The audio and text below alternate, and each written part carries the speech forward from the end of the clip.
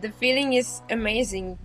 The whole competition, or this Final Four weekend, is really special. Maybe the Danish team Odense could be a surprise. This is the game that especially the handball world is waiting to see.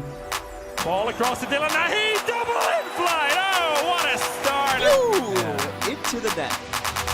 She does it again. Yes, and Víctor are the champions of Europe. For something here, she has a game. Across the keeper. What a comeback!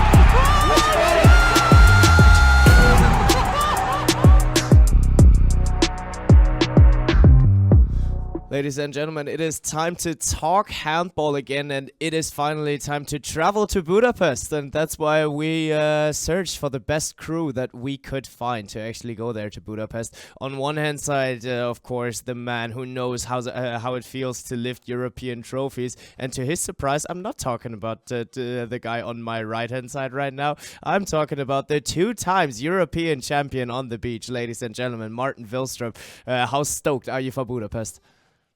I'm super stoked. From the experience that I had in Budapest, it's been pretty wild. We broke the record one time for the spectators in the arena, and I remember each corner being filled with colors from each team. And I expect another great tournament, and obviously also spending some time with you guys. It's been a while.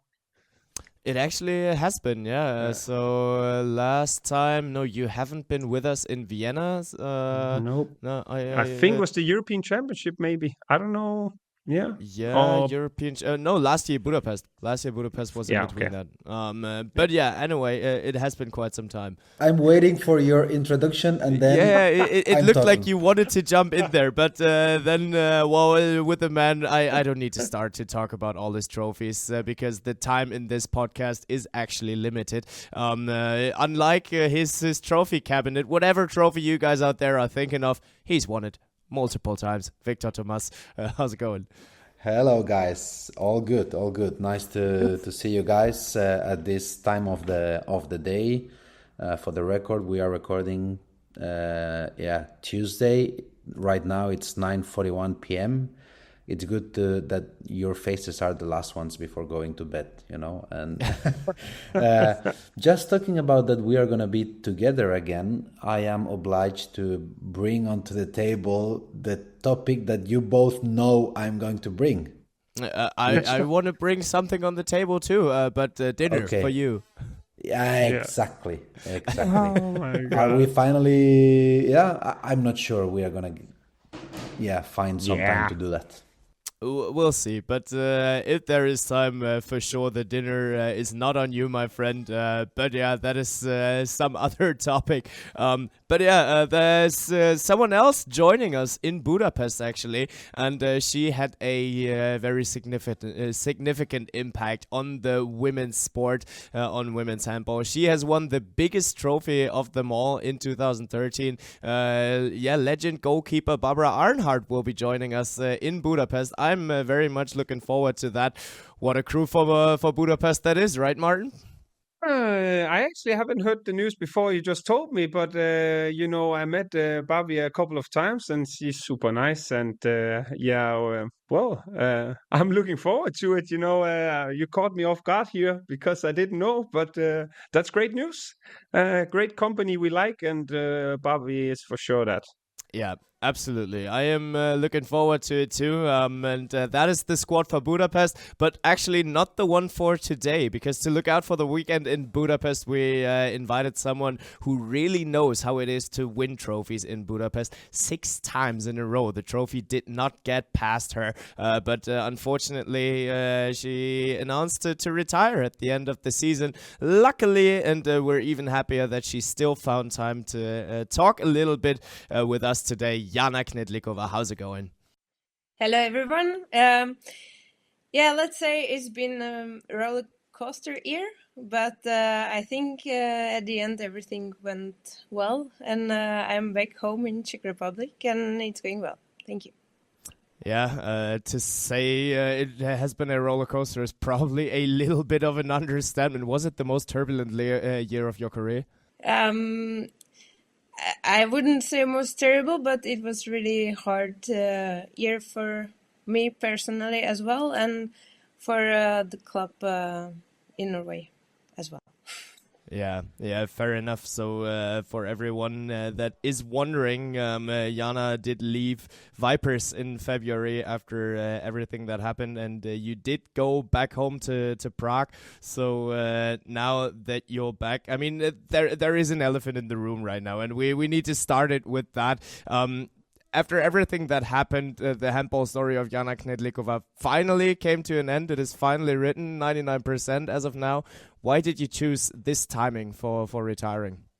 I don't know. Time goes fast, and just inside myself, I have this feeling that it's good time to say goodbye.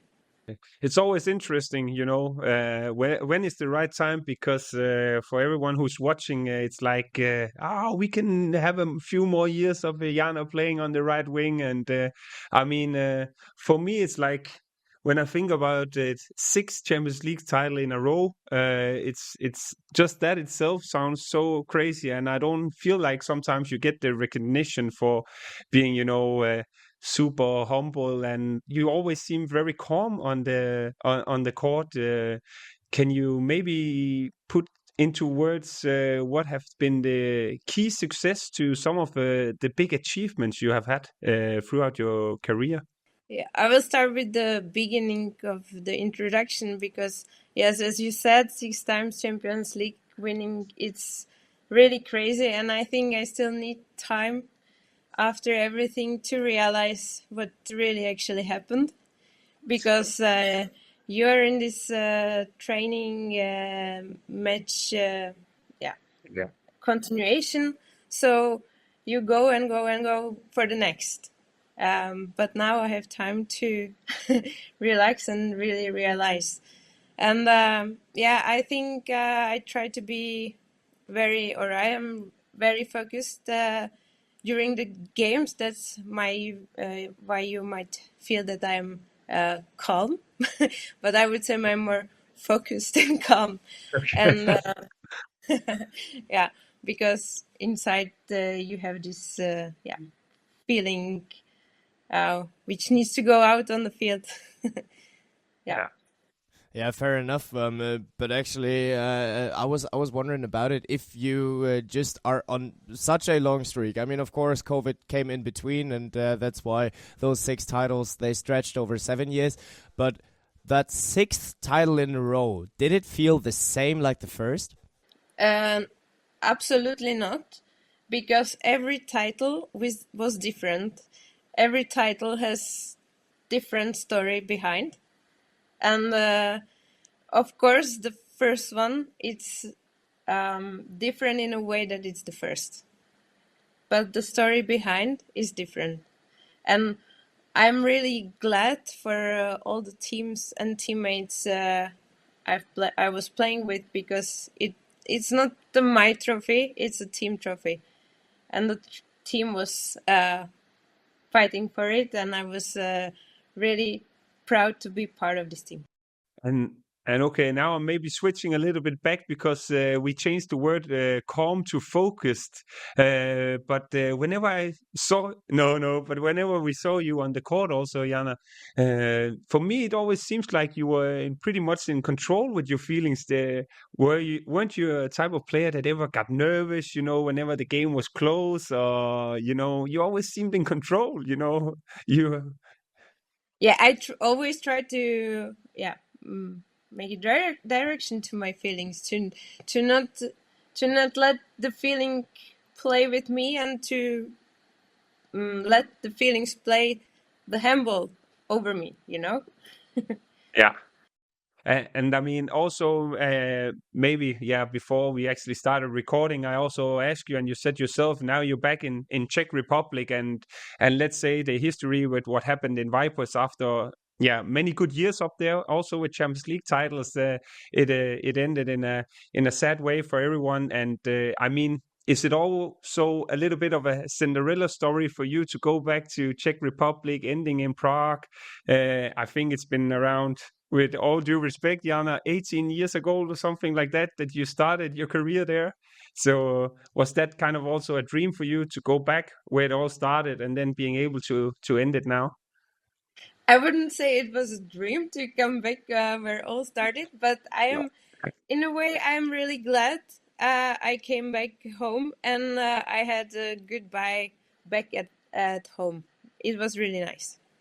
So how were the talks? I mean, I can only imagine that it was a super, stressful time when everything happened with Vipers. So first announcement, I think it was somewhere around November, and then in February, or at first it was like, oh wow, we're saved. But then in February, Vipers finally needed to retire from the competition.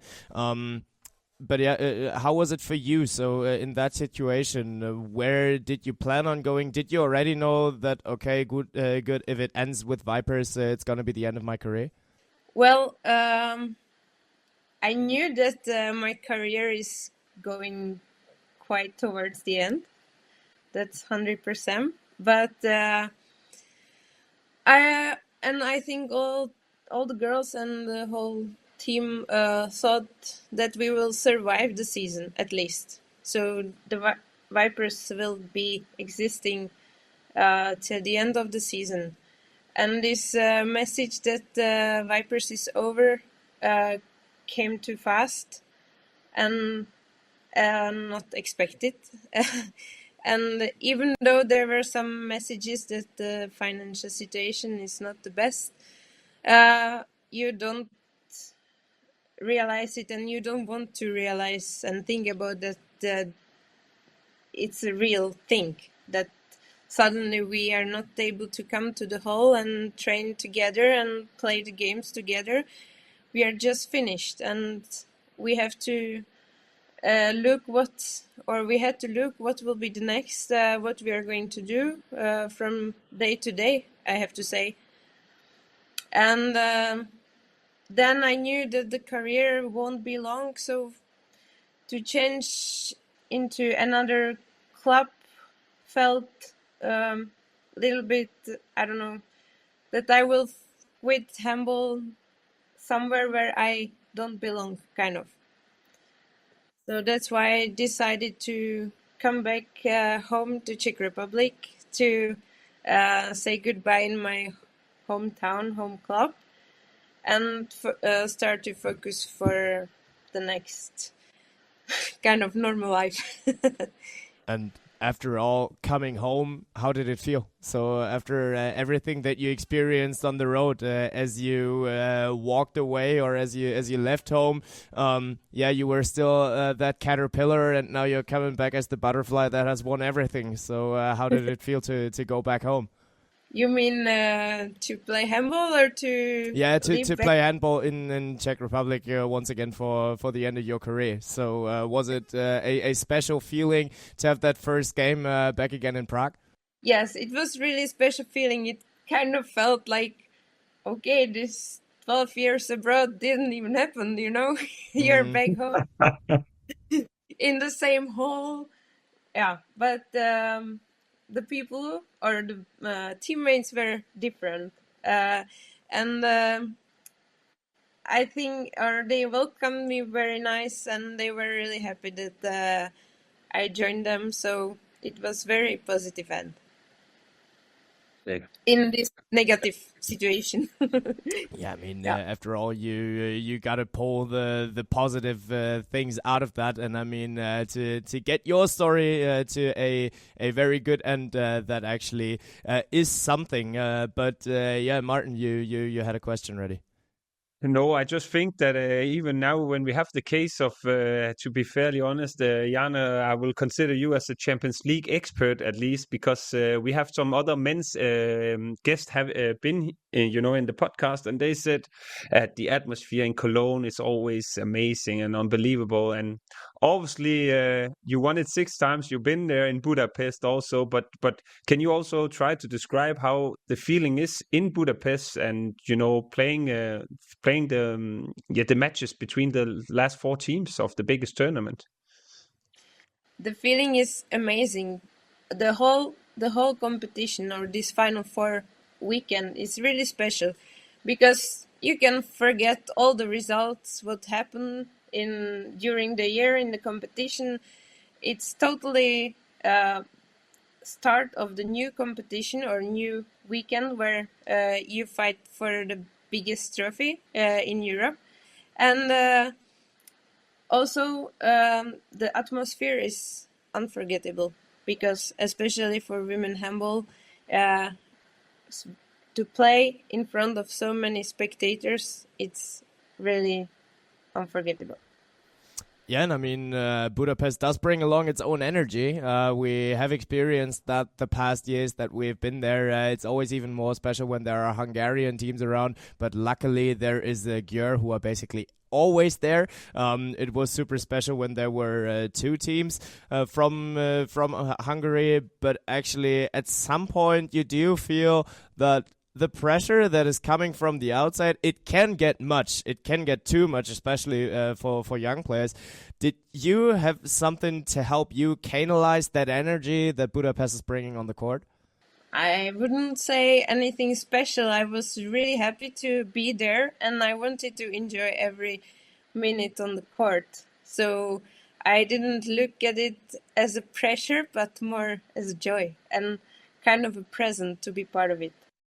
But then also, we're going to speak about it later. So it's always also nice to have an expert or, a point of view from a player situation because we have a matchup, Györ against Esbjerg and also Metz against Odense.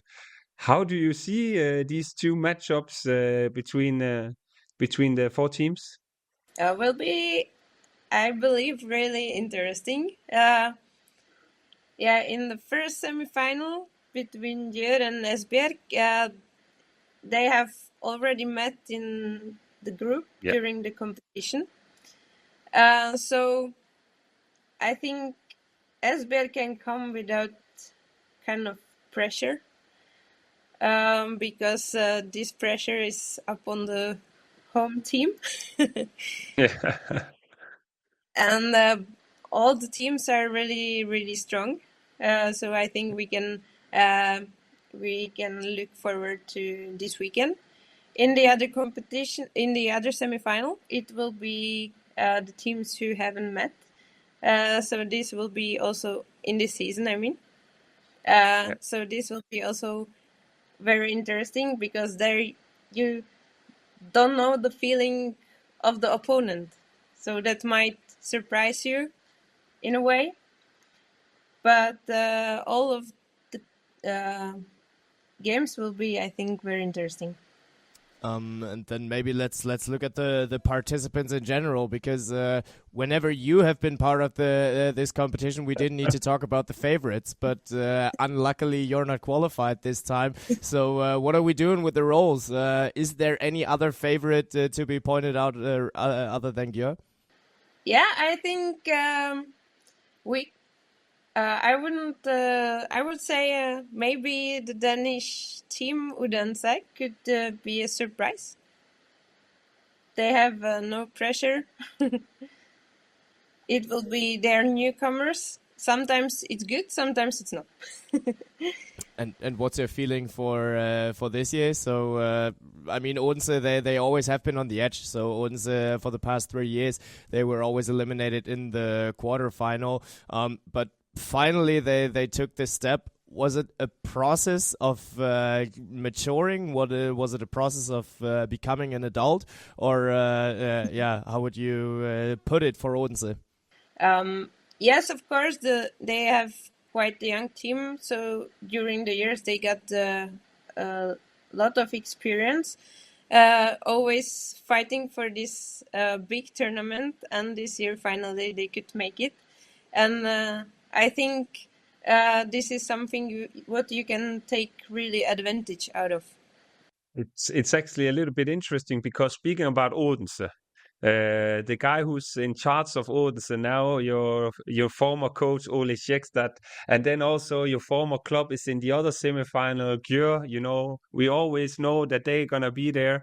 That could actually be an interesting scenario, you know, with Györ and Odense playing against each other. But I agree with you, it's gonna be very, very close matchups in the semi-final. I actually have a little bit of an extra question, because as I spoke with or asked you about Budapest, that special feeling you experienced a lot. Is Budapest maybe also one of the arenas that you have experienced the most amazing or crazy atmosphere in terms of arena or spectators? Yes, definitely. I think in all the games, with year by year, we got the records with the spectators watching the women's handball. So this was really, really amazing.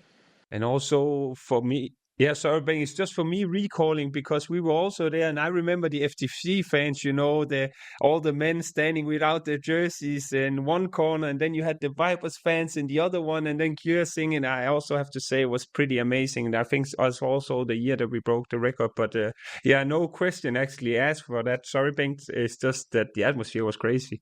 Yeah, absolutely. But I mean, we did mention Györ a couple of times, and since you played there, we got to open that topic a little bit. So whenever Györ is in the competition, you always need to be afraid that they end up winning it. So with you in their roster, they were quite successful for a long time in a row, and they were actually the only team to keep up that level over such a long time span. So Györ is without a doubt the biggest club in women's handball in the whole world, and you experienced it from 2015 to 2020 in first hand. So what runs better at Györ than at other clubs?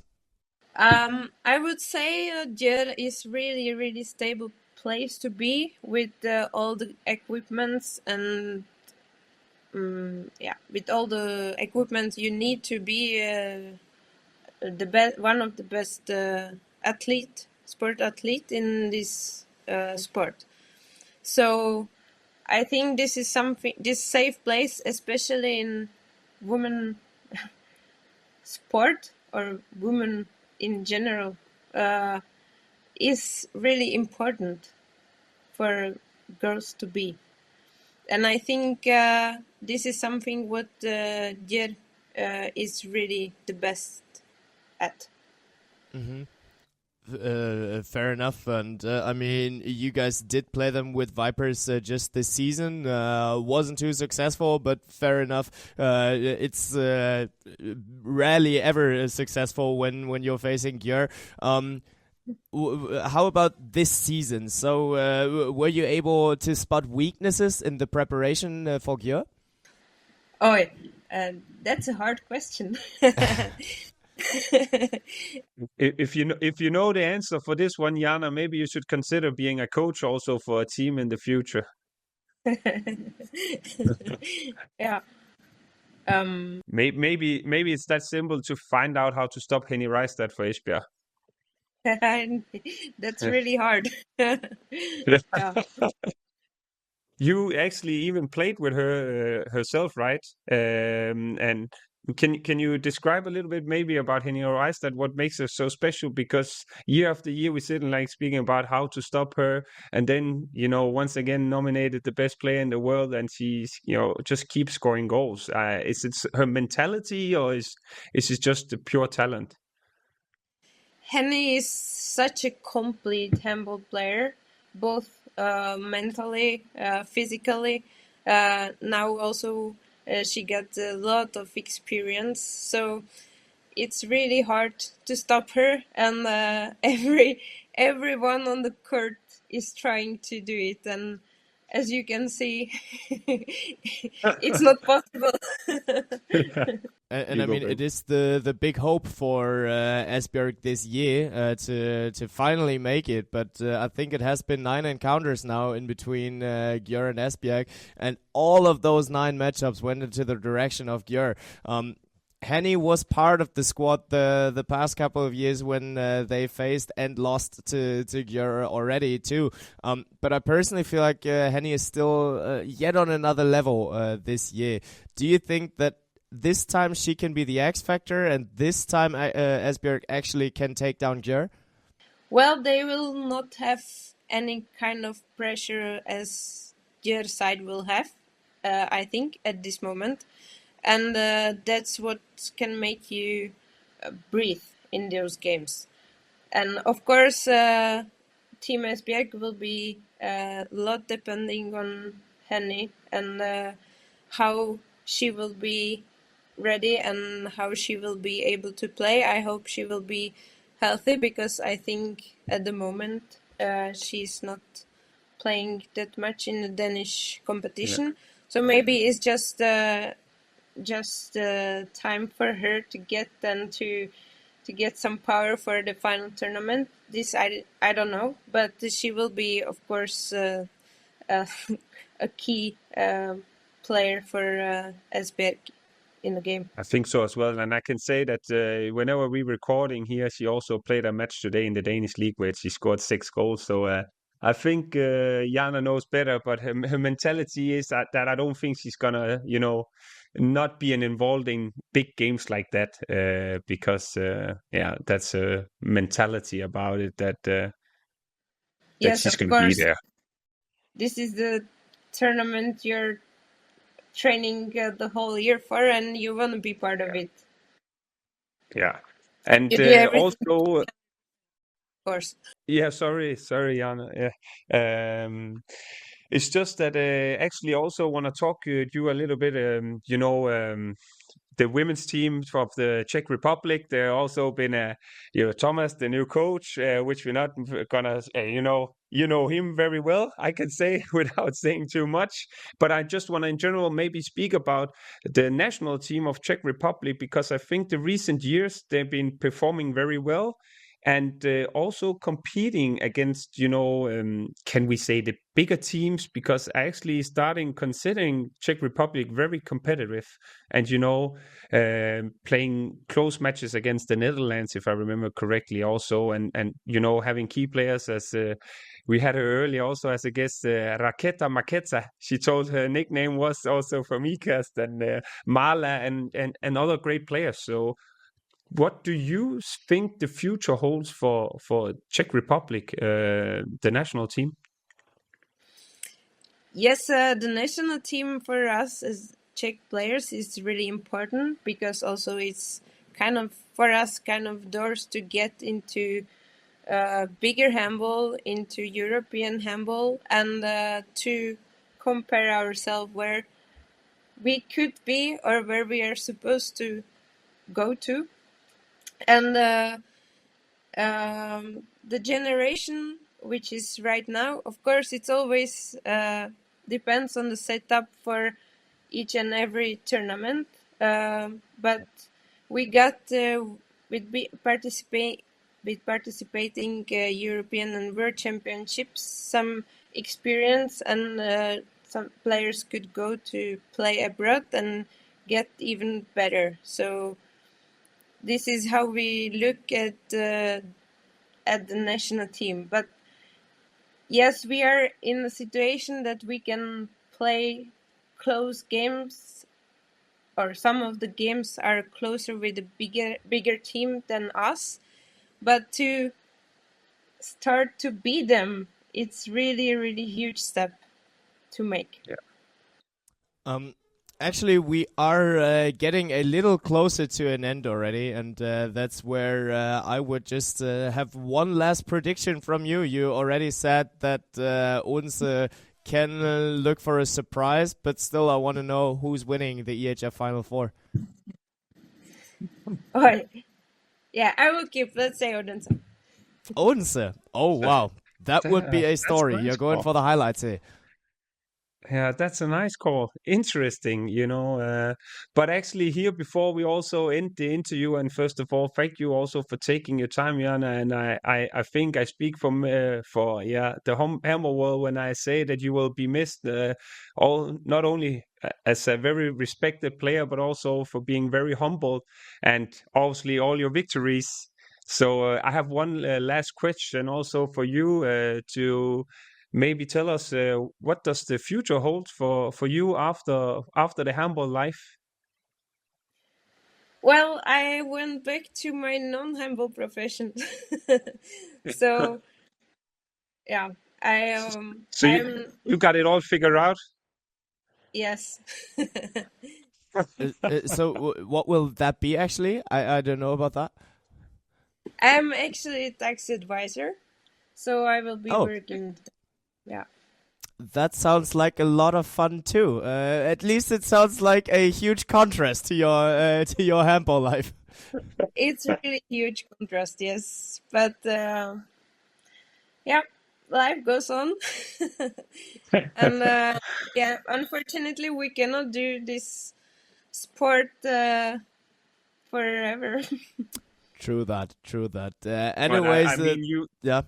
I just that obviously we cannot make it forever, but I want to say you also got a lot out of the years that you had to play with the 6 Champions League title in a row, and also representing your own country and playing in different countries. So from my point of view, a lot of respect, and once again thank you for taking your time to have a little chit chat with me and Bengt. Yeah, thank you very much. Thanks. Enjoy the rest of your career, and good luck for the rest of it. Thank you very much. Bye-bye.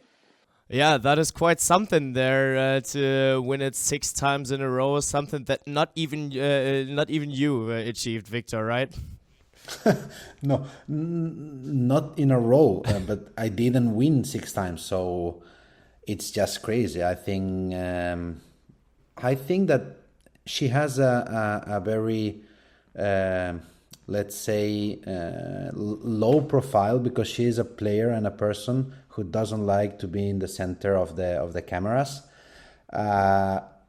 but she has been really, really important in all the championships that she has won, and 6 times in a row in Budapest. It's like, are you kidding me? It's crazy. And I'm happy that you guys could have a chat with her, that we could listen some of her experiences, and good luck for the future now that retirement is coming. It's not easy to find your spot in the world again, and I just wish her the best. She actually found it.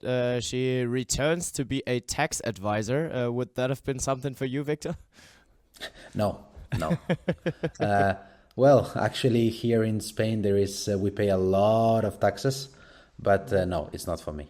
Yeah, fair enough. And it's actually also something that I said that I don't think she got the recognition of, for what she actually achieved throughout her career. And once we knew that she was, took the time and joined us today, I was like, also 6 times in a row. And maybe I'm saying now something live that is, I don't know if it should be a record, but is it a record that will ever be broken? Will somebody take it for her? I don't think, I cannot imagine 6 times in a row.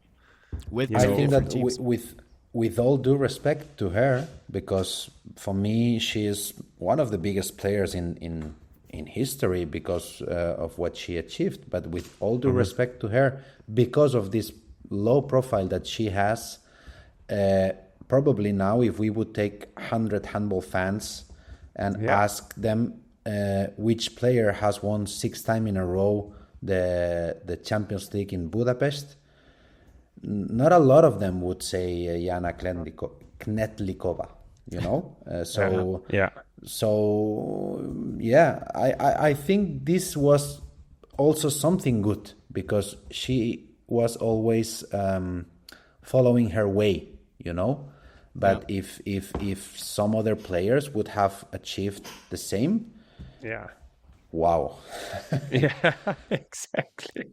But I It's personally crazy. feel like there's no less of a wow to that achievement of hers. It's basically just because of her humility that she probably didn't get the attention for it. But yeah, most definitely one of the most. Well, one of the greatest players to ever enter the stage. That is for sure. So thanks once again for having been with us and for her insights on this year's EHF Final Four that is just coming up the upcoming weekend. And we have our two matchups: Györ against Esbjerg and Metz against Odense. Victor, to put it in a nutshell, what's your impression of the field of participants? Oh, it's a tough one, eh? I think that maybe the feeling in the handball world was that okay, people was maybe expecting a final Györ Esbjerg. So they will face in the semifinal.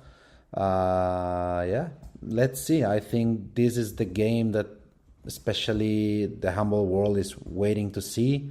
I think Györ is a bit favorite because it's played in Hungary, and we all know how the arena is going to be packed with Hungarian fans.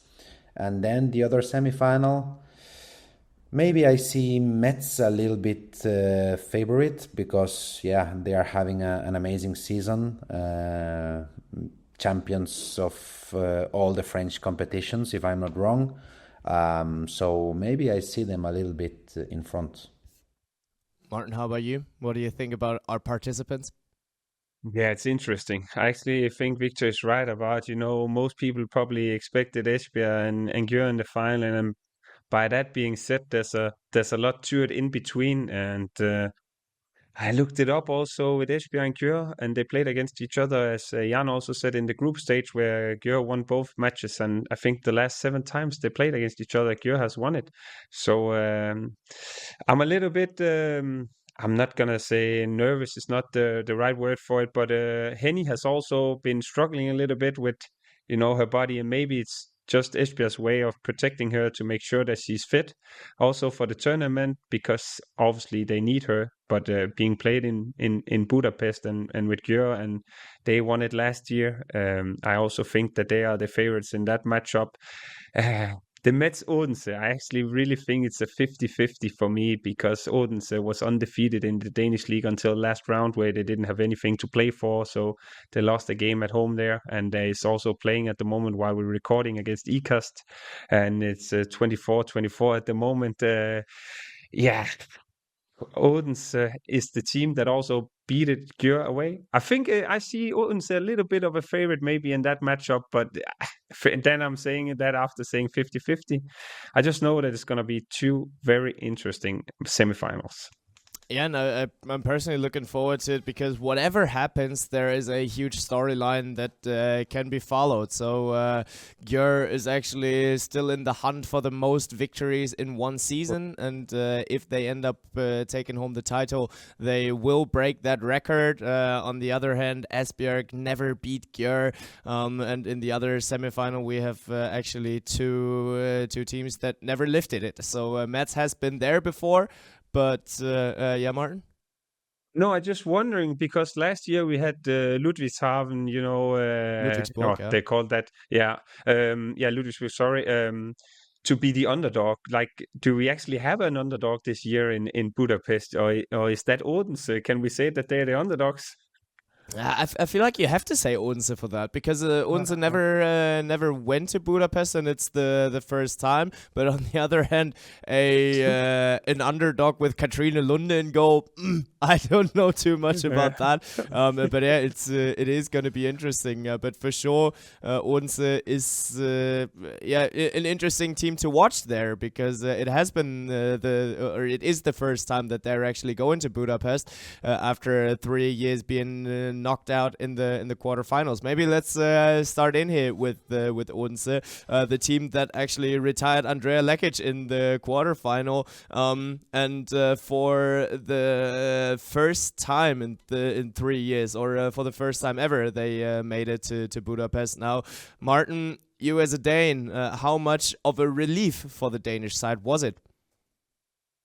I think for Odense it was a big relief to finally, take the last step into the biggest event, the event that every team, want to be a part of and playing for, and also looking at the squad and bringing in Ole Schekstad as a coach and him having the experience of actually winning the title. It was very crucial for them, and it's an interesting team to watch. And I just thinking about the goalkeeper position when you said it, because they have Althea Reinhardt, Jara Tenholde, and Katrine Lunde. And it's like, if somebody don't, block the balls, then put another national team player in. It's like, it's actually a luxury problem, and who to pick there. But I find them very interesting, and them, being able to play very fast handball with Mia Højlund, Helena Elver, who's also been very, very good this season, and then Delia also on the right back position. And by that said, that they even haven't played that much with Burger this season. She's been unlucky to be out. But yeah, they are a very strong team. We also spoke earlier about the line player position for them with Chapchet and Ardal. So I think they look super strong, to be honest, and also beat Esbjerg earlier this season. Yeah, most definitely they do look strong. But now that you talked about the goalies once again, with Reinhard, Tenholte, and Lunde, strongest trio, probably for sure. But you were always talking about the strongest duo in goal, that they are gonna win titles in Budapest. Victor, strongest goalie duo, is that in Odense? It's hard to say, of course. I think that by names, probably yes. I think Metz, they have a good duo. Semere is this season she has been, I think, the season of her explosion. And then they have also Cléopâtre Darlot, which is a super experienced player. So it's hard to say, but of course any duo that has Katrine Lunde in it is probably the best one.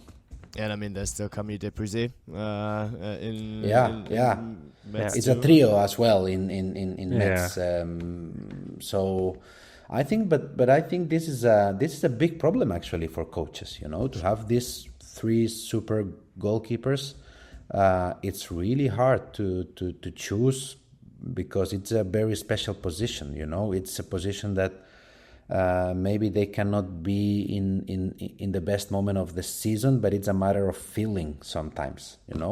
So arriving to the crucial weekend of the season, we will see. But as always we say in these competitions, the team that will have more saves at the end of the weekend, it's going to be the winner. And yeah, I agree. But there's also an interesting talk, because what is the best duo? Is that in terms of the names or experience, or, is it the mix of the two goalkeepers being different, that, one is like maybe more, counting on her reflexes, or one is being proactive, one is taller than the other, and but also Sakura and Sandortov is also not the worst duo to have in goal, but I think the conclusion can be that we are very spoiled in terms of big names in specifically also the goalkeeper position for the tournament. Yeah, most definitely. But now I wanted to come back a little on the question that I posed earlier, but putting it a little different, because Odense, Martin, you said it was a big relief. How was it received by the press, by the Danish press, that Odense finally made it? Yeah, well, first of all, it was relief. Can you say that finally they made it? Finally they got there where they wanted to be and tried to the last couple of years. But that was also put into the context of they are not the only Danish team to be there. So actually having two Danish teams, because was it 3 years ago or something like that Esbjerg qualified also for the first time, if I remember correctly. And now it's not only Esbjerg, now it's also Odense who's there. So that was also the big news in Denmark, that 2 out of 4 teams are now participating in the biggest tournament there is for the club teams. So yeah, not only for Esbjerg but also Odense to be able to join it. And I think it's also in some ways sums up the tournament for Odense, because as I said, we also saw them earlier winning away in Györ. So we know all that it's going to be played in Budapest, and they actually done it earlier this season. And also they have been phenomenal in the Danish league, because we all, from the ones watching a lot of the women's handball in Denmark, we expected Esbjerg to actually be on top, but Odense have just won everything. They played until the last match they had, as I said, where they didn't have anything to play for. So big relief, and I'm excited, and I think they can do some big stuff in Budapest, if I have to be honest. I think they would need to do some big stuff to actually reach an all-Danish final, because in both games, both are the slight underdogs, isn't it? The question for me to Martin, just to put him in a little bit of trouble, is that in a hypothetical final between Danish teams, which team are you gonna cheer for? A draw? No, obviously. Oh, that's a tough one. That's a tough one, Victor. You're putting me on the spot here. I'm not saying. No, I'm not allowed to say a team here. But then I'm actually. It's about time that Esbjerg get it, so I will say Esbjerg in this case. Yeah, well, sorry, Odense, you can win it as well. Victor, you're getting me in trouble. Oh, you are the most politically correct guy I ever knew. You're trying to get me in trouble here. Yeah, of course. Someone has to do the job. We are here to play. We are here to play. Exactly. Game on. Exactly. But let's look at Odense for another second, because after this season, Jakob Vestergaard is coming in after he trained Ludwigsburg for 2 years now and had a quite successful time with them. And now he's going over after having reached the final and the quarterfinal with Ludwigsburg. Victor, what's your opinion? What can he add to an already working Odense structure? That's a good one. I think that his role in the team when he will arrive, not his role, but his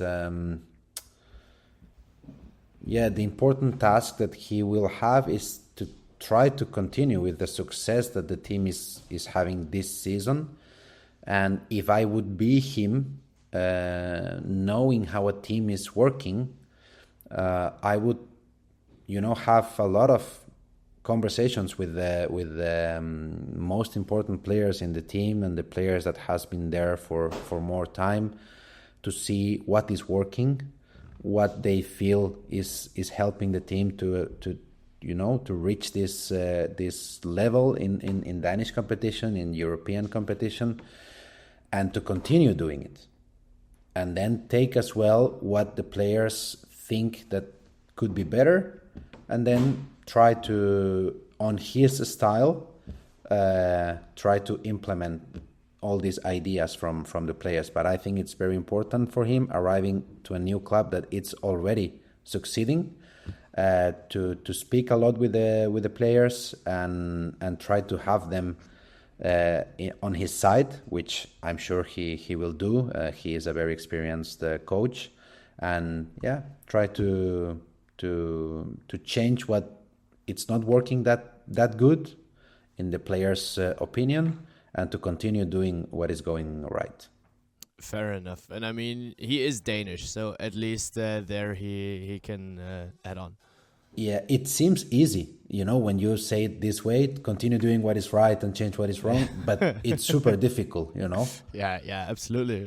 To find the right knobs there. It sounds like a very difficult task, and Odense is already a difficult task for Metz in the semifinals. So let's look over at the opponent for a little bit here, because Metz is back in Budapest after last year. They went there too, but did end up only in the 4th spot. Martin, why is Metz better this year than last year? Oh, why are they better than last year?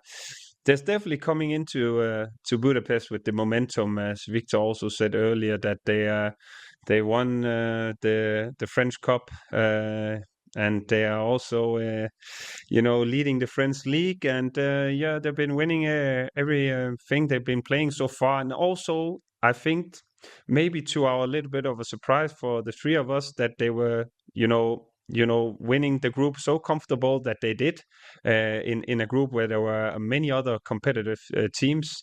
So they seem very, very much in control. And the thing with Metz is that every year they have certain players that perform on a high level, and then they go to a different club, and then you start thinking, oh, what is Metz bringing in? Are they going to be there next year as well? Let's say, for example, Györ in the other semifinal, they had Christina Jørgensen and also Sako, which were two key players for them, and now they're gone. So they're coming in with momentum, confidence, and well, they're looking strong, and they've been strong the entire tournament. Let's have that in mind, because earlier I would say that they were maybe a little bit more for the underdog role, and if we look at it now, maybe they are smaller favorites in this case, if you ask the handball world in general.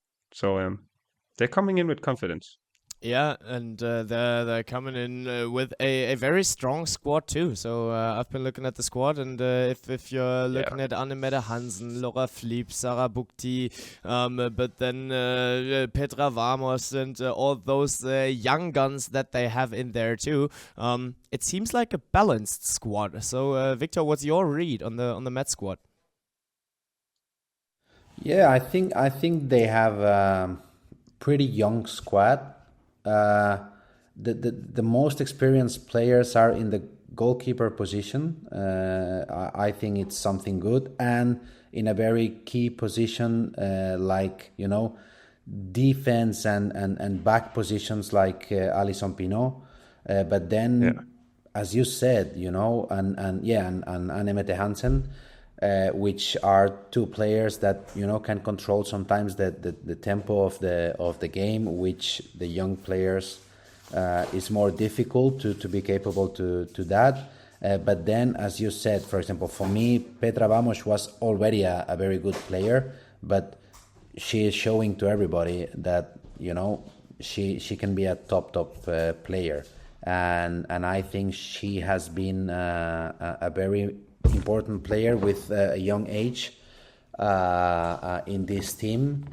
So yeah, I think that the squad that Metz is having is very balanced, as you said, Bengt, and also another player I was not remembering, Lena Grambeau.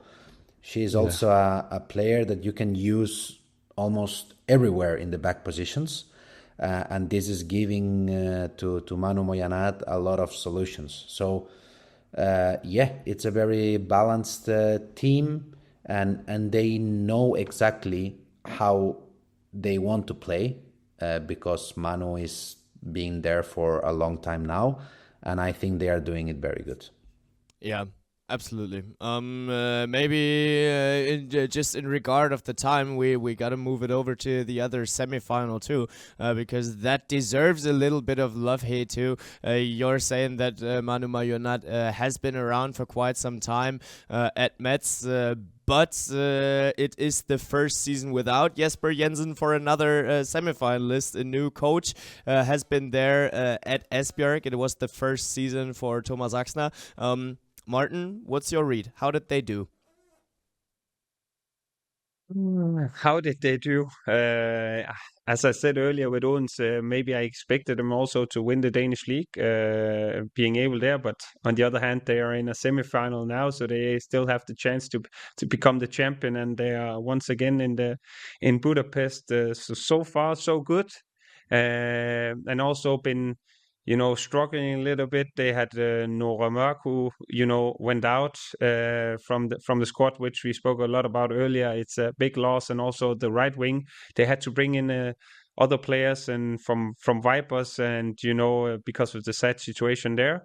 But I think we can give him the evaluation or the conclusion a little bit easier after Budapest, because to be fair, Esbjerg, haven't delivered what we kind of expected them maybe to the last couple of years. So, and facing Györ is going to be tough. So I think after that, it's easier to say, because so far so good. They are in a position where they can win the Danish league and also the Champions League. Yeah, in the Champions League, there's especially always one player that we're looking at when it's going about Esbjerg. But this year, you gotta put Henny Reistad in an even more special light, because after the quarterfinals, she's not just at 139 goals, she has scored 30% of the goals of Esbjerg here, and especially after everything that Martin just said, with all the changes in the squad. Did Esbjerg get more dependent from Henny Reistad, Victor?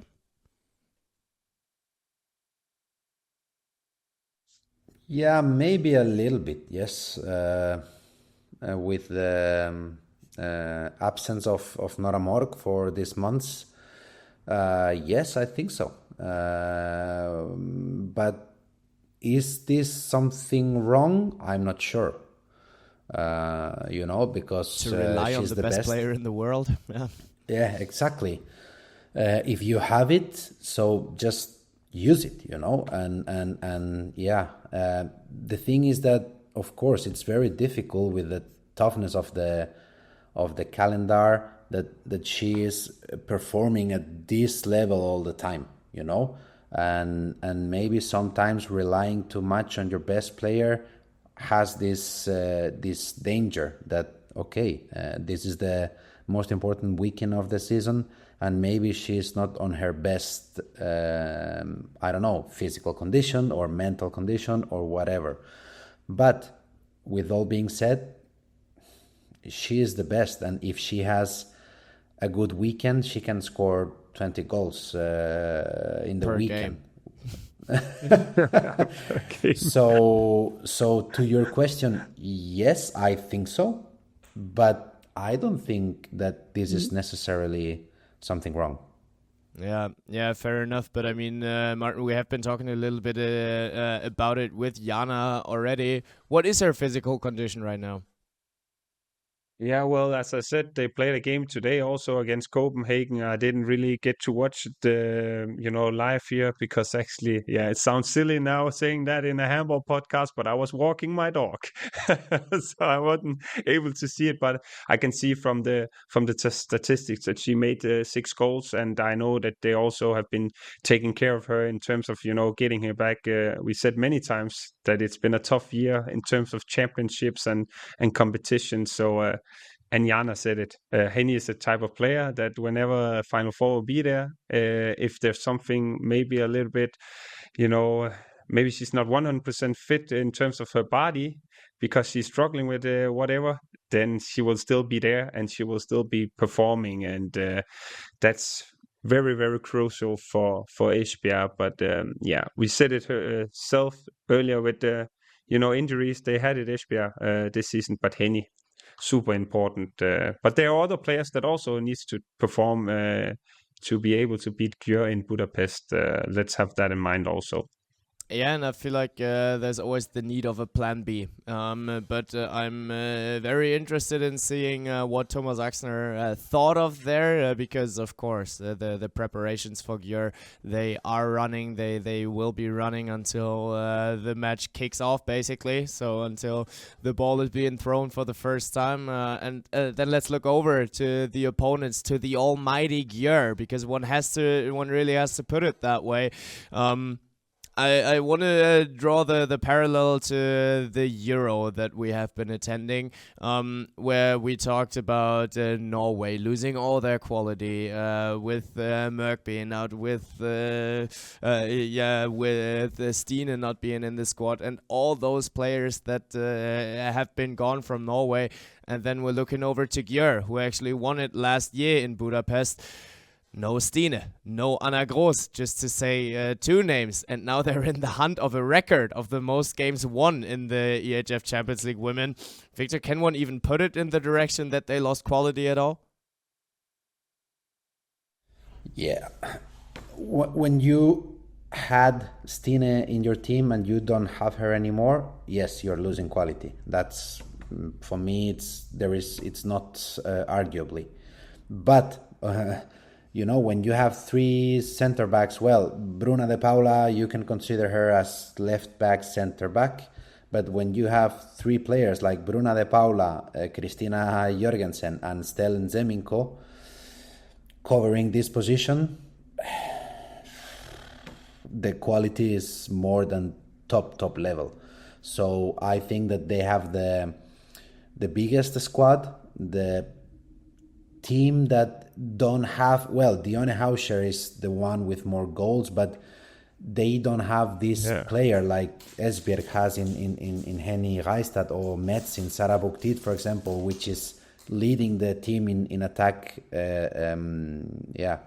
very, very clearly. And I think this makes them very dangerous. Mm-hmm. Another part that is super dangerous What about are you Györ. laughing at? Yeah. No, Martin. I'm not laughing. I just thinking about, because you're right, but to me, one of my favorite players, and even her name is is still in Zeminko. I just, I think she's a phenomenal player, and I just love whenever she plays that she puts a smile on her face and enjoying that she's playing. And I was just, pictures in my head with Györ and all the players. Bruno de Paula also been amazing this season, and we know what she can do. Quick feeds, and she's a character also. And there's a lot of quality with Györ. And the thing about saying one or two players is that you forget to say all the other quality players that they have. We could say the entire squad for them, but Minko is a little bit of a favorite of mine for the Györ team. Understandable, absolutely understandable. I just love to see Bruna de Paula play. It's just always she's the Neymar of handball for me. Just out of the way that she can move, and she can just dance around her opponents. But that's some other topic. I wanted to have a look, because one I just mean that name also, Bengt. Paula. I think that's also, to be able, it's I don't know why I'm thinking about names, but when thinking about teams, you always think about how great they are in attack, and actually Györ has the weakest attack out of all four teams that are coming to Budapest, but by far the best defense that is coming to Budapest. Victor, what weighs heavier? Yeah, but they have four players there in the middle that can be combining some positions, like Lynn Blom, Kari Bratzett, Breistol, and Kelly Dalfer, which are four of the top 10 players defensively speaking in the world. Probably yes. So yeah, it's a very, very tough team to beat, because defensively they are strong, they are tall, they are big, and then if you are able to go through the defense, then you can find Hatadu Sako or Sandra Toft, which is also a very difficult task to go through. So I think that maybe defensively, they are even stronger than in attack. Yeah, absolutely. But I mean, on the other side, there is one player that actually showed us throughout the entire season that she is able to break through each and every defense. So it will be a super interesting matchup. And of course, we got to end this podcast with predictions here. Will she break the record? Will she break the record again? Yeah. What was the number, Victor, you were guessing? I can't remember it. I think we Was it were talking about whether or not she 160, would be 70? able to score 200 or more goals, and luckily we don't need to talk about these numbers anymore. But I think somewhere in the 160s, something in that direction. I think I said 160. I think this is what I said, but I'm not sure. And she's lacking 21 goals, and she can still do it. Actually, she can make it. Yeah, I think last year. Would you bet against it? I wouldn't, because if somebody is capable to score 21 I bet you goals a dinner. I bet you a dinner that she's not scoring 21 goals. No. No. God damn it. God damn it. Fair enough. But yeah, of course, we're gonna still go for some predictions here. And let's predict the semifinals first. So maybe let's talk about it that way. Martin, who's gonna play the final? Well, if I remember correctly, I said Györ before the season, so I have to stick with that. And then I'm going for Odense. I was just about to say, oh wow, he's really avoiding Victor's question with the all-Danish final and going for an all-non-Danish final. Victor, who's playing the final? I think Györ Metz. Then we're gonna have 3 different predictions here. It's finally Esbjerg time. I'm moving over to Esbjerg. I think they will finally break their curse and finally get a victory in the semifinal. Finally get a victory over Györ, and we'll face Metz in the final. So I'm saying the final will be Esbjerg Metz. Yeah, interesting one. And who's winning it in the end? Martin, you can start again. It's Györ. Györ is gonna win it. Victor? Yeah, I feel the same. Then I'm gonna go with Esbjerg. Henny is crowning her for the second time, and very truly deserved. Interesting things that are just coming up. I'm looking forward to it.